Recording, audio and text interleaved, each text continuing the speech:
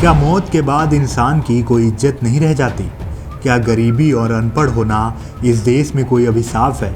आज जो कहानी हम आपको बताने जा रहे हैं वो सिर्फ एक खबर नहीं है, बल्कि हमारे और आपके इर्द गिर्द फैले उस सड़े हुए सिस्टम का पर्दाफाश है जिसकी रगों में खून नहीं, सिर्फ और सिर्फ फाइलों की स्याही दौड़ती है। तस्वीर उड़ीसा के केंदुझर जिले के पाटड़ा इलाके की है।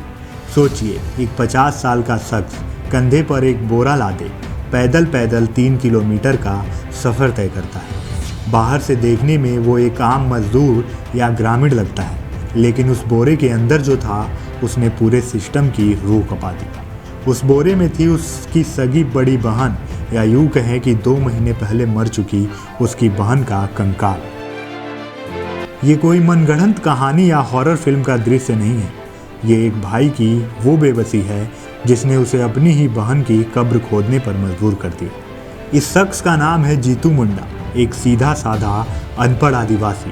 4 भाई बहनों के परिवार में जीतू और उसकी बड़ी बहन कालरा ने कभी शादी नहीं की। 2 साल पहले बड़े भाई रायबू ने अपनी गरीबी से लड़ते हुए अपना बैल बेचकर बहन कालरा के नाम पर बैंक में 19,300 रुपये जमा किए थे। रायबू ने खुद को नॉमिनी बनाया था ताकि बुरे वक्त में ये पैसे बहन के काम आए, लेकिन वक्त को कुछ और ही मंजूर था।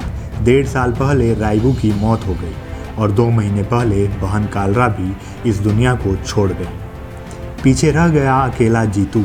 बहन के जाने के बाद जब जीतू उसी 19,300 रुपये को निकालने बैंक पहुंचा तो उसे लगा कि शायद बैंक वाले उसकी मजबूरी समझेंगे, लेकिन उसे क्या पता था कि एसी कमरों में बैठे सूट बूट वाले अधिकारियों की संवेदनाएं कब की मर चुकी हैं।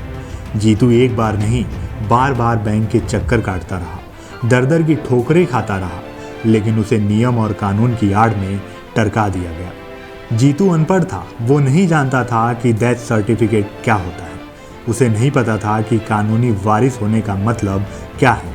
एक पढ़े लिखे बैंक मैनेजर का काम था उसे प्यार से समझाना, उसका मार्गदर्शन करना, लेकिन इसके बजाय उस मैनेजर ने अपने अहंकार में चूर होकर जीतू को एक ऐसा बेतुका और क्रूर फरमान सुनाया जिसने इंसानियत को शर्मसार कर दिया। मैनेजर ने झिड़कते हुए कहा, पैसे चाहिए तो अपनी बहन को लेकर आओ या उसके वारिसों को साथ लाओ, तभी पैसे मिलेंगे। एक अनपढ़ आदिवासी इस ताने का क्या मतलब निकालता? जब बैंक के चक्कर काट काट कर उसके सब्र का बांध टूट गया तो उसने वही किया जो उस अधिकारी ने कहा था। वो सीधे अपनी बहन की कब्र पर गया, अपने ही हाथों से मिट्टी खोदी, अपनी बहन का कंकाल निकाला और उसे बोरे में भरकर 3 किलोमीटर पैदल चलकर बैंक के दरवाजे पर आ खड़ा हुआ। कंकाल को बैंक के सामने रखकर उसने सिर्फ इतना कहा, ये रही मेरी बहन, अब इसके खाते के पैसे मुझे दे दो। ये नज़ारा देखते ही बैंक कर्मचारियों के होश उड़ गया। जो मैनेजर कल तक नियम और कानून की धौंस जमा रहा था, उसकी सिट्टी पिट्टी गुम हो गई। डर के मारे बैंक का गेट अंदर से बंद कर लिया गया, लेकिन जीतू वहीं बरामदे में एक मूर्ति की तरह बैठ गया। यह कंकाल सिर्फ उसकी बहन का नहीं था, ये उस भ्रष्ट और संवेदनहीन सिस्टम का कंकाल था जो गरीबों को कीड़े मकोड़े से ज़्यादा कुछ नहीं समझता। बाद में जब पुलिस मौके पर पहुंची, पांडा थाने के प्रभारी किरण प्रसाद साहू और एसआई गौर हरी ने इंसानियत दिखाई।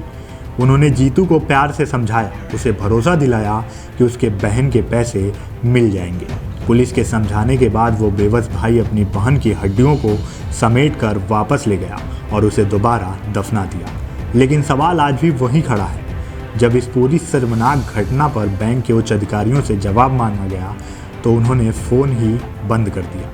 उनके पास कोई जवाब नहीं है। डिजिटल इंडिया की तरक्की के बड़े बड़े दावों के बीच जीतू मुंडा की ये कहानी एक भयानक सच है। नियम इंसानों की सहूलियत के लिए बनाए जाते हैं, उन्हें प्रताड़ित करने और कब्र खोदने पर मजबूर करने के लिए नहीं। उम्मीद है इस घटना के बाद ऊपर बैठे हुक्मरानों की नींद टूटेगी और दोषियों पर कड़ी कार्रवाई होगी।